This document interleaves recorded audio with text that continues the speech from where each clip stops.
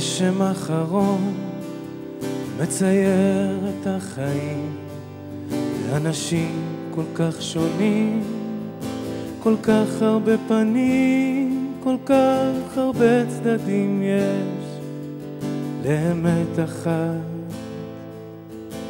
אומרים תחשוב אופטימי, אל תיפול אל תוך עצבות, ומה זה משנה אם תעשה טעות, רק תחשוב טוב מי אתה בתוך כל זה.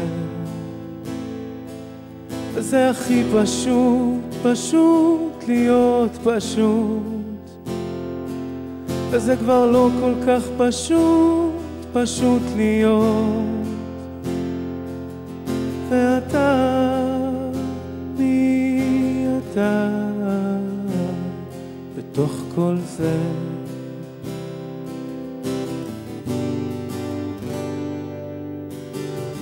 כי כשלא הצלחתי לדבר משהו אחר,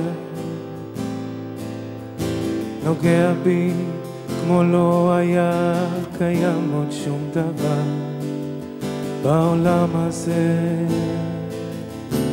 כמו עיוור אני הולך אחרי האור ולא מוצא את עצמי בתוך כל הטירוף הזה. הכל מרגיש דומה, והרגע שנגעת בי שונה.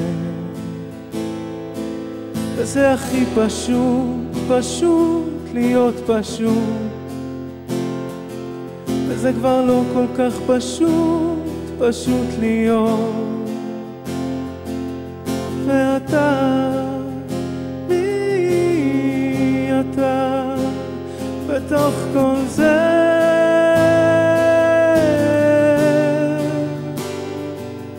ואתה, מי אתה בתוך כל זה?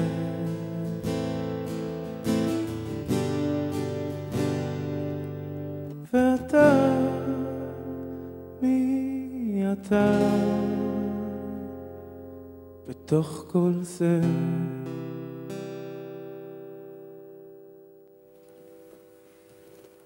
תשמע, נראה כאילו שרת את השיר בפעם הראשונה. כזאת תשוקה, כזה רגש, כזה להט. את האודישן שלי עברת. זה מרגיש לי כמו פעם ראשונה. יפה. אז תודה. תודה לרועי לוי. רועי, המון תודה. אז שי, אחרי השיר היפהפה הזה, נתחיל ברעיון, אבל לפני כן אני אציג אותך. לא מזמן הוא מצא את עצמו בפעם השנייה באודישנים של The Voice, אחרי שהספיק בשנה וחצי לעשות שינוי של 180 מעלות באורח חייו ולהתקרב ליהדות. לתוכנית הוא אמנם לא התקבל, אבל אין ספק שעשה קידוש השם גדול מאוד ובלתי נשכח, שגרם אפילו לאביב גפן להצהיר שהוא מת להאמין. בעברו לפני החזרה ליהדות הספיק לעבוד מאחורי הקלעים של תעשיית המוזיקה ובהופעות, כולל ניהול מועדון הרידינג 3, ניהול מועדון הזאפה בתל אביב, ועבודה בחברת טליקון. אבל אז, לפני כשנה וחצי, למרות ההצלחה, משהו קרה לשי דיבו כהן. בן לילה הוא קיבל על עצמו עול תורה ומצוות, התפטר מהעבודה ועזב את כל מה שהיה קשור לחיים הקודמים שלו. הוא הפך לבעל תשובה שפועל להפיץ יהדות. כיום לאחר שנים בהן היה כהגדרתו אנטי-דתי של ממש, ושחרדים ממש נראו לו כמו הקיצונים באיראן, הוא מתגורר היום כבעל תשובה בכפר יונה, לומד בכולל של חב"ד, מתעסק במוזיקה יפהפייה ובקירוב, ומשתוקק לבוא הגאולה. אז קבלו את שי דיבו כהן. שלום שי. שלום דודו. בוא תספר לי קצת על The Voice, מה היה שם בדיוק? ראינו את הקטע הזה עם אביב גפן, היה מאוד מעניין. איך זה נראה אז? מה הרגשת באותם רגעים? מצד אחד הייתה לי הקלה מאוד מאוד גדולה שהם לא הסתובבו, כי אני באמת לא בנוי לדברים האלו. זה בטלוויזיה רואים את זה רץ נורא מהר, אבל אתה מחכה שם המון שעות של המתנה, ועד שאתה נכנס, וזה, אתה יודע, זה טלוויזיה, בסופו של דבר צריך לעשות טלוויזיה. ואני פשוט, זה יותר מדי מורכב בשבילי, זה מוציא אותי קצת מהנקודה הפנימית שלי, פשוט הלכתי, עשיתי את זה, באתי עם מטרה מאוד מאוד ברורה, של לדבר על הגאולה. למזלי, אביב גפן היה שליח נאמן של הקדוש ברוך הוא, שהוא בכלל נתן לזה את המקום, הוא נתן לי את המקום להגיד את מה שרציתי להגיד מלכתחילה. הפתיע אותך שהוא אמר, אני מת להאמין? ובכלל, כל ההתעניינות הזאת, זה לא פעם ראשונה שלו בתוכנית. אני חושב שכשבן אדם מת להאמין, אז הוא פשוט מאמין. אני לא יודע, לא מפתיע אותי שום דבר. בסופו של דבר, כולנו יהודים, אמונה זה משהו שבעצם הנפש של הנשמה שלנו נמצא. כולנו, אנחנו מאמינים, כאילו, לפעמים אנחנו קוראים לזה בשמות מסוימים, ולפעמים אנחנו מבינים שזה הקדוש ברוך הוא, וכל המשתמע מזה. אבל כל יהודי הוא מאמין. טוב, את זה אתה יודע מכלי ראשון, אתה היית נראה לי קיצוני קצת יותר מאביב. גדלתי עליו, אז כנראה שזה... אוקיי. כנראה שהוא אחראי לחזרה בתשובה שלי בסופו של דבר. וואלה, מה זאת אומרת? אתה יודע, גדלתי בתור ילד שמתחבר מאוד לשירים שלו, ורוצה עולם אוטופי, אני קורא לזה היום אורות בלי כלים. Peace and love. כן, שאפשר לשבת בבית, לראות טלוויזיה, והעולם יגיע לגאולה ככה מעצמו. וכשגדלתי, ראיתי שגם אביב גפן בתור אומן, בתור יוצר מאוד השתנה, והדברים שהוא אמר בתור אומן, והאידיאלים שהנחו אותו בתור אומן צעיר, והמקום שהוא נמצא בו היום, זה שני מקומות מאוד מאוד שונים. באיזשהו מקום הרגשתי שרימו אותי, ואתה יודע, המשכתי לחפש את האמת הפנימית שלי כבן אדם, מעבר לזה שאני מוזיקאי ויוצר, כבן אדם אתה רוצה לחוות אמת. אז באיזשהו מקום ככה התעוררה הנקודה, כי גם באביב גפן יש אמת, כולנו רוצים גאולה. הדרך היא מה שאנחנו חולקים עליו, יש כאלה שחושבים שככה, יש כאלה שחושבים שככה. טוב, עוד מעט כבר לא נחלוק. בעזרת השם, יאללה. תגיד, הזכרת את עצמך כמוזיקאי, באמת פרסת בגיל די מאוחר. זאת אומרת, היום אתה בן 33. איפה התחילה בכלל הנגינה, השירה אצלך? אם אני חושב על החוויה הראשונית שלי עם מוזיקה, באתי מבית שלא שומע מוזיקה. אין אצלנו את כל החשיפה לזה, בבית עצמו. בית מרוקאי, מסורתי, מאוד פשוט. לא שמעו גם מוזיקה מזרחית? כלום, שום דבר, ממש. רשת ב'. אפילו לא, אין רדיו ברקע, כאילו, ממש לא נחשפתי למוזיקה. ואני זוכר שמצאתי איזושהי קלטת, והייתי שומע אותה בלי סטופ בווקמן. היום אני יודע שזה קלטת של ג'ניס צ'ופלין, ואיכשהו קישרתי את זה לעטיפה של דיסק שראיתי של טרייסי צ'פמן, ואז מצאתי את עצמי בגיל 20 פלוס בניו יורק, מתווכח עם בחור ג'מייקני, שג'ניס צ'ופלין היא כושית. טרייסי צ'פמן. הוא אומר לי, לא, תשמע, היא לבנה, זה לא, אני גדלתי עליה. אבל החוויה העוצמתית ככה של באמת מוזיקה בלי להכיר את הפנים, את הבן אדם, את כל המעבר, משהו שם נורא ריגש אותי, נורא הניע אותי, אז ידעתי תמיד שיש לי את החיבור למוזיקה, ובגיל יותר מאוחר, כמתבגר, התחלתי מה שמעת? אני שומע הכל מהכל, ממש. אין דבר כזה, אתה יודע, מי שאומר לי אני שומע הכל מהכל, אני אומר לו, א', אתה לא שומע אבי ביטר, אתה לא שומע מוזיקה קלאסית ואתה לא שומע ג'אז, בדרך כלל. אתה לא שומע איירון מיידן. תראה, היום אני משתדל מאוד לשמוע רק ניגונים חסידים. יש לי אהבה גדולה מאוד לזה, זה פותח בי מקומות פנימיים בנפש, וזה פשוט, אין בזה מילים, יש בזה רק ניגונים, אבל זה כל המילים שצריך. אבל עד שהגעתי לנקודה הזו של התשובה, באמת שמעתי מהכל, מאמיר בניון ואפילו עופר לוי, כאילו, שני דברים קיצוניים ומנוגדים שאיכשהו מתחברים. איפה שאתה מרגיש אמת של אומן, זה מצליח לגעת בי. אוקיי, אז אתה אוהב מוזיקה, ואיך אתה מחליט גם לעשות מוזיקה? בדרך כלל כשאומרים לי לא, זה מניע אותי לעבוד מאוד מאוד קשה. וזה התחיל ממש בלי שום קשר ובלי שום מודעות עצמית. בתיכון רציתי להראות את עצמי, ורציתי להשתתף בטקס של בית ספר, ושרתי, וקיבלתי המון מחמאות. והחלטתי שכן, שאני יודע לעשות את זה, אני יודע לשיר. לא יצרתי, לא כתבתי, לא ניגנתי, ממש שום דבר. אבל שמה התחיל משהו להתעורר בפנים, והבנתי שהקול של הבן אדם, הדיבור של הבן אדם, זה כלי שהוא יכול להיות, הוא יכול להזיז הרים, ממש ככה. טוב, העולם נברא ב10 מאמרות, אז אומנם הקול שלנו זה קול אנושי וקטן, אבל יש לזה המון כוח. וזה התגלגל והתפתח, זה עבר המון שלבים בדרך, ובסופו של דבר, כשהתחלתי ליצור ולכתוב שירים, ולנסות להלחין אותם, ולמדתי לנגן תוך כדי הניסיון להלחין. אני מנגן על קלידים, אין לי מושג מה אני מנגן, אני פשוט... אתה לא יודע, תבין אני יודע לנגן רק את השירים שכתבתי, וגם אותם אני לא יודע מה אני מנגן. שזה גם כמו אמיר בניון, שהזכרת אותו קצת. וואלה? אין לו מושג תווים וכאלה. לא ידעתי. אבל איך אתה מלחין? נופלת עליך השראה? איך זה קורה? מתחיל, אני יודע שפה זה דו וכאן זה דו, ובאמצע יש עוד 7 צלילים. מתחיל, מחפש, מוצא כל מיני שילובים של צלילים שהם יוצרים הרמוניה נחמדה, ובדרך כלל אני לא כותב טקסט ואז מלחין. יש לי איזושהי רעיון, איזושהי תובנה, איזושהי הערה שאני רוצה לבטא אותה כיצירה מוזיקלית, ואני פשוט מתיישב, מתחיל, נותן לצלילים להנחות אותי, וככה בעצם נכתב השיר. הטקסט והלחן נכתבים ביחד בו זמנית. תגיד, בוא נחזור לתהליך שאתה עברת. מי שלא מכיר אותך, וגם מי שמכיר אולי, עשוי להגיד שאתה אדם קצת קיצוני, זאת אומרת, עברת מקיצוניות אחת לשנייה, ולא בהרבה זמן, זאת אומרת, לפני, אם אני לא טועה, 1.5 שנה הוצאת סינגלים, נכון? נכון. עוד עם כיפה כזאת גדולה, עמוקה, בלי הזקן, עם אותן עיניים אגב, והשינוי היה די מהיר. אתה מגדיר את עצמך כאדם קיצוני? קיצוני לא, כי אני לא קיצוני. אני מקבל כל בן אדם כמו שהוא. אבל זרקת את כל החיים הקודמים די מהר. תשמע, כשאתה אוכל סנדוויץ', הוא עטוב בניילון, אתה מסיים את הסנדוויץ', אתה זורק את הניילון לפח. אז כאילו, היה לי תהליך של חיפוש פנימי של אמת. ברגע שסיימתי את הסנדוויץ', זרקתי את הקליפה לפח. אבל עצם התובנה שהחיים הקודמים הם עטיפת ניילון של סנדוויץ', לא החיים. זו תובנה מאוד רחוקה, לא? ברוך השם, שזיקה אותי להבין את זה ולעשות את זה.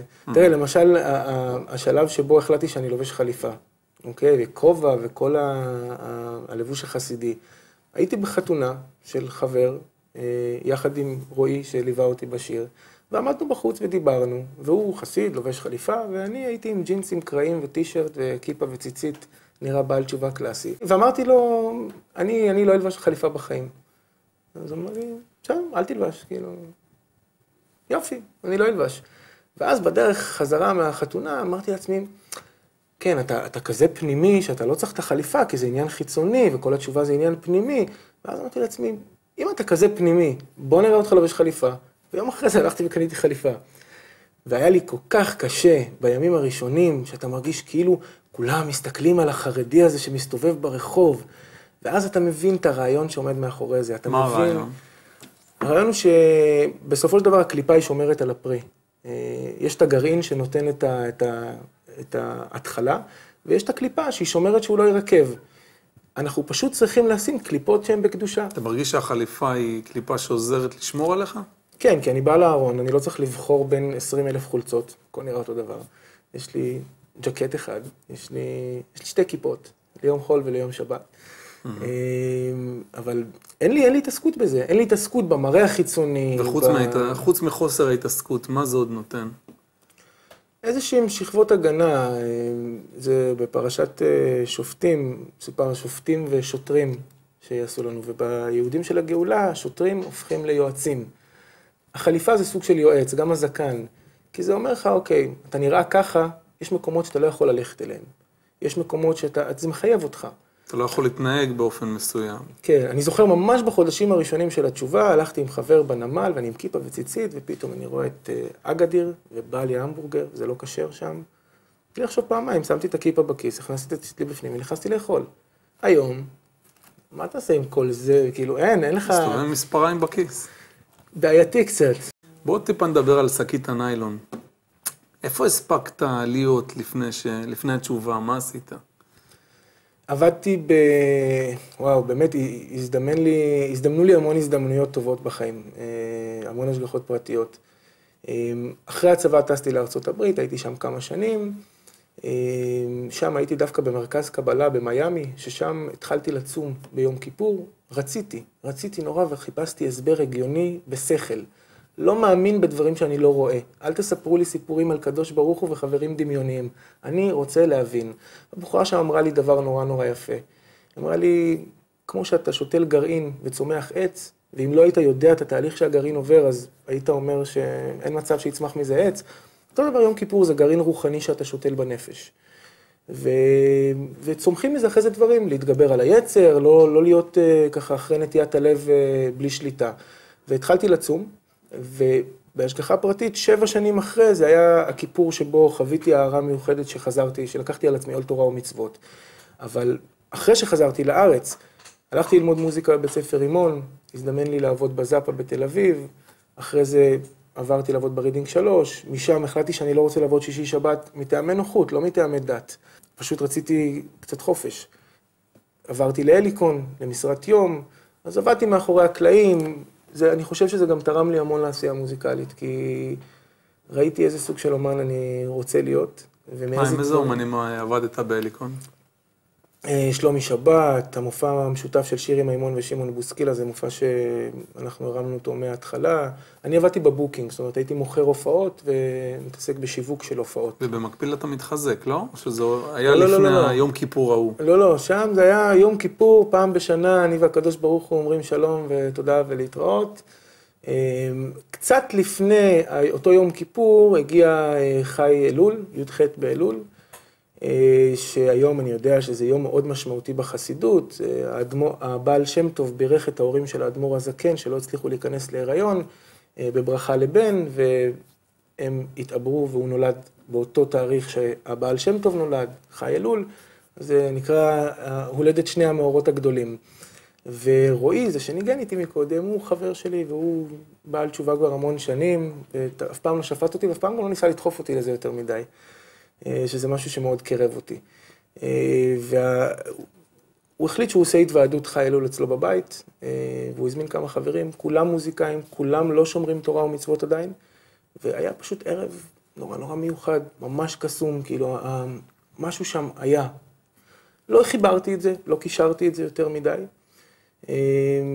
פשוט משהו כנראה נפתח בפנים, וכמה שבועות אחרי זה הגיע יום כיפור, ואני כהרגלי צם ביום כיפור, זה היום שלי עם הקדוש ברוך הוא. ובגלל שזה היום השביעי, הפעם השביעית שאני צם, ואחרי החי אלול הזה, החלטתי שאני עושה תענית דיבור, וישבתי בבית, לא הלכתי לבית כנסת אפילו, ישבתי, מצאתי איזה סידור בהשגחה פרטית, מחזור של ראש השנה, דבר מעשה חכמים, כרך ימים נוראים, מתחיל ביסוד התשובה, נגמר בתפילת נעילה, כל הכיפור, פשוט ישבתי וקראתי בו, וכשיצא יום כיפור אמרתי, אוקיי, איך זה הולך לשנות בי משהו? לא חששת מזה? כי היו לך חיים יותר מדי נוחים כדי לשנות אותם. תראה, בתור אומן יוצר, אתה יודע שאתה תמיד מורכב, החיים מורכבים מעליות וירידות. אז ידעתי שאני כרגע חווה איזושהי עלייה, אורות, הערה, מה שזה לא יהיה. ידעתי שאני מיד חייב לשים קרקע מתחת לדבר הזה. אז כשסיימתי את יום כיפור, אמרתי לעצמי איך אני יוצא, מה אני לוקח מזה. התחושה הנפלאה הזאת תמשך חודש, חודשיים במקסימום, וזה יעבור. אמרתי, אוקיי, אני כל הזמן רואה את רועי מתפלל, פתאום באמצע האולפן הוא צריך לעצור ולעשות מנחה וכל מיני כאלה. אמרתי, אני לוקח לעצמי את התפילות, ופשוט התחלתי עם שחרית מנחה ערבית. לא ידעתי אפילו איך מתפללים. הייתי קורא שחרית, תחנון, יעלה ויבוא, הכל. ברוך את השם המבורך פעמיים. ממש, הכל, תפילת 18 בישיבה למיטה, ממש לא היה לי מושג שום דבר. זה עוד לא שמעתי. כן, ממש לא היה לי מושג. ראיתי שכתוב שחרית, לא הבנתי למה עושים את זה כל כך ארוך, זה לקח לי איזה 4 שעות.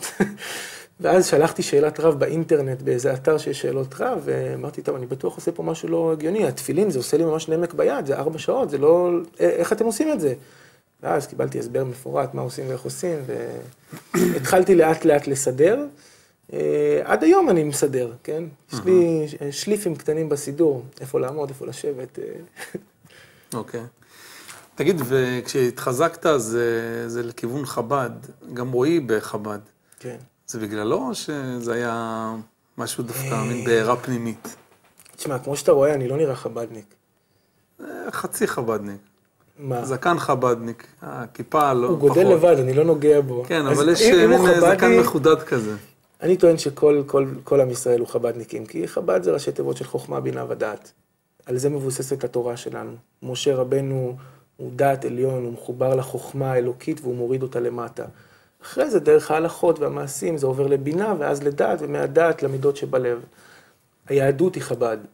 זה שחב"ד הפכה להיות זרם, אני לא בטוח שזאת הייתה כוונת המשורר, כי הרבי מלובביץ' היה נגיש לכולם, לא ביקש מאף אחד להשתנות בשבילו. לכן גם אני בתוך התהליך שלי, בתוך חב"ד, אני דואג לא לראות חבדי, כי זה של כולם. אז אני לא צריך להיות שטנץ, כאילו, אני לא בפס יצור. אני בן אדם יחיד ומיוחד, וכל יהודי הוא יחיד ומיוחד. ואני עושה דברים במקום פנימי, במקום שמנסה להבין, מנסה באמת להגיע. תגיד, ואיך החברים, הסביבה, קיבלו את השינוי? אמנם כבר היית מחובר לרועי, וזה מן הסתם מקל, אבל עדיין ההורים, האחים, כל המסתביב, אליקון, חבר'ה מהרידינג. תראה, אליקון ידעתי שאני לא אצליח לעשות שינוי של תשובה, כל עוד אני עובד במקום הזה.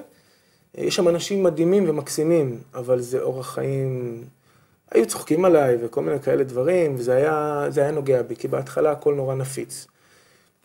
אז כמו ביציאת מצרים, שהיינו קודם כל צריכים לברוח, ואז להתחיל להתמודד, זה ממש אותו דבר. קודם כל ברחתי. פתרתי מהעבודה, עזבתי את הכל. למה זה עד כדי כך שם? כאילו, גם אני עבדתי במקום לא פחות חילוני, בעיתון רייטינג.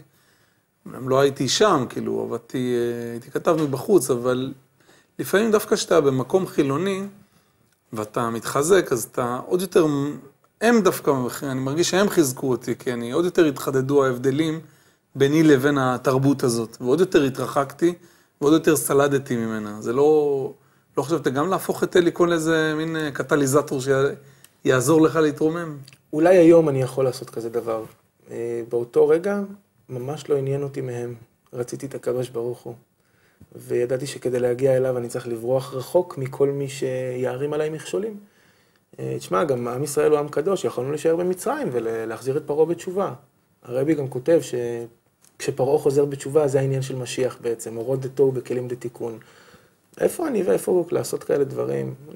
תן לי קודם כל להתייצב. היום אני כבר יציב, אני חזק יחסית מספיק.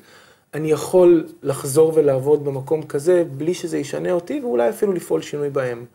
באותו רגע הם לא עניינו אותי. וזה לא היה מפחיד? כאילו, להתנער מכל המציאות הנוכחית שלך? זה לא היה בשליטה. זה ממש היה כמו איזה דיבוק שאחז בי תשמע, רוב החברים שלי חשבו לא יודע, עשיתי סמים והתפלפתי, משהו, ברוך השם, כולם יודעים שאני לא נוגע בסמים, אז ידעו שזה לא העניין, והתחילו להתעניין, התחילו לחקור, ויש קשת של דעות על איך זה יתקבל אצל אנשים. ובאמת, זה דבר מדהים, כל אחד, איך שהוא קיבל את זה, זה ממש איך שאני מכיר אותו, זה משקף אותו כבן אדם, זה לא היה קשור אליי בכלל. היו כאלה שברחו ממני ולא רצו לדבר איתי. היו כאלה שהבאת ביחד איתך? אתה יודע, זו המהות של חב"ד גם. תלוי איך אתה מסתכל על זה. זאת אומרת, תשמע, הגיטריסט השני שלי בהרכב, יניב, בחור מקסים, הוא יותר דתי ממני, בפנימיות שלו. אז הוא פתאום מתקשר אליי ושואל אותי אם מותר לתת מעשר לצער בעלי חיים. אז כנראה שכן, אבל לא יודע, אני מנסה להתמקד בעצמי, כי שינוי אתה יכול לפעול אך ורק דרך דוגמה אישית, וקודם כל אני צריך להיות אני במקום נכון. ואני עוד לא שם, אני בתהליך. אז מה אתה יכול להגיד היום שהפסדת בעקבות התהליך הזה, ומה הרווחת? הפסדת משהו? זה גרם לך להפסיד משהו? באיזשהו מקום כן, אבל זה משהו שאני הולך להרוויח אותו בחזרה ובגדול. כי לפני זה הייתי בן אדם שמונע מלב נטו. רציתי משהו, הלכתי ככה. ויש קיר, נשבור את הקיר. ממש לא, היה לי פורענות של הלב של שוברת קירות, וזה גם הוביל אותי למקומות טובים בהישגים בחיים. היום אני יודע שהשכל צריך לשלוט על הלב, אז באיזשהו מקום אין לי את אותה תעוזה שהייתה לי פעם, אבל הקצת תעוזה שכן יש, היא לפחות מובילה למקום מתוקן. הרעיון הוא בסופו של דבר שפנימיות הלב היא מתעלה מעל השכל, אבל זה תהליך שהוא אינסופי. טוב, אז בנקודה הזאת נראה לי שנחזור לשמוע עוד שיר שלך, כי הקודם נתן לי חשק. אז בוא נזמין שוב את רועי לוי. אז מה יהיה השיר הבא? שיר שנקרא וזה האור. הוא נכתב ממש בתחילת התשובה, בחנוכה. ככה הייתי כולי באורות של ההתחלה, וחנוכה זה חג של האור. החלטתי שאני כותב שיר על האור הזה שאני חווה. ידעתי גם באיזשהו מקום שאני לא אצליח להגדיר את מה שאני חווה שוב פעם, כי זה שייך רק לאותו רגע של ההתחלה. זה שיר שנקרא וזה האור. אז בוא נשמע אותו, רועי, בוא תצטרף אלינו.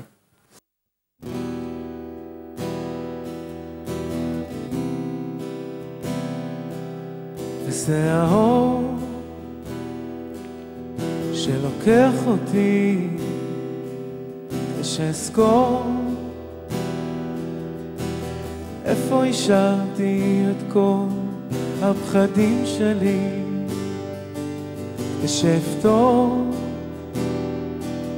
כדי שלא אשכח לאן אני הולך. אני חוזר בחזרה ושוב הולך, נאחז בקצה החוט ואז מושך מהאור, והוא תמיד נמצא גם כשהכל שחור. תמיד ניצוץ אחד נשאר ושאוכל לבחור באור, והוא גורר אליי את כל מה שעבר, הוא מתקן את הפחדים להיות לבד, והוא איתי, הוא בשבילי, הוא רק שלי. יש פה אור גדול, הוא לא ייתן לנו ליפול, והשבילים אל האמת מתגלים אחד אחד, ולי יש אור אחר כמו הדרך שאני עובר, והאמת רק היא נשארת אחת, וזה האור שכבר אלפי שנים מאיר, ושנזכור שיש עוד דרך לעבור ויש אין סוף אחד. האור הוא מתגלה, הוא מגלה מה שחשוב, הוא מסתלק ואז חוזר כדי שנשוב, והוא איתי, הוא בשבילי, הוא רק שלי.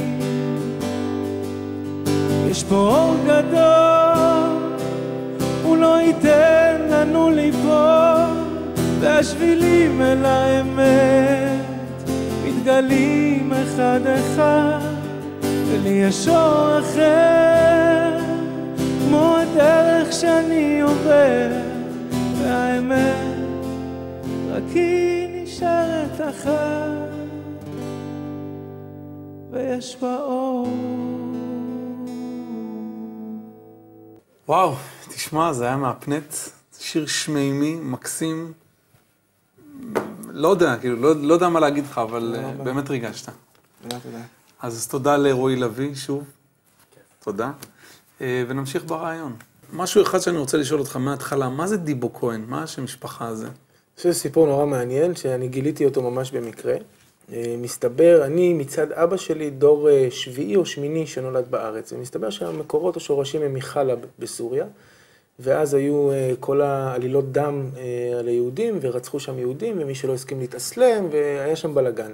מסתבר שהאב משפחה שלנו שהגיע משם, הוא היה לו איזה חבורת קלייזמרים, שהוא היה עושה הופעות ומבריח יהודים לארץ ישראל. באיזשהו שלב תפסו אותו והכריחו אותו להתאסלם, והוא התאסלם כדי להבריח את אשתו והילדים לארץ ישראל, כדי להציל אותם.